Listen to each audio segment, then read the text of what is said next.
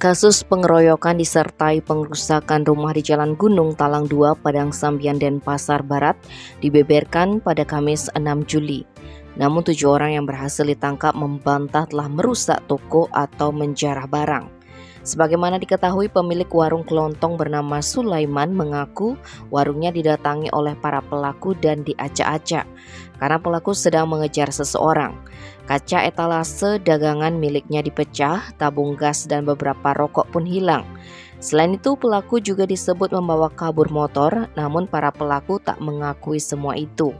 Bantahan ini disampaikan langsung oleh para pelaku yang dihadirkan di Mapolsek Denbar, yaitu Arnold Anameha 23 tahun, Timotius Dawa 23 tahun, Yohanes Mahemba 25 tahun, Immanuel Jakulaki 22 tahun, Immanuel Mahemba 22 tahun, Adi Lesana Meha 25 tahun, dan Valen Mohe 19 tahun.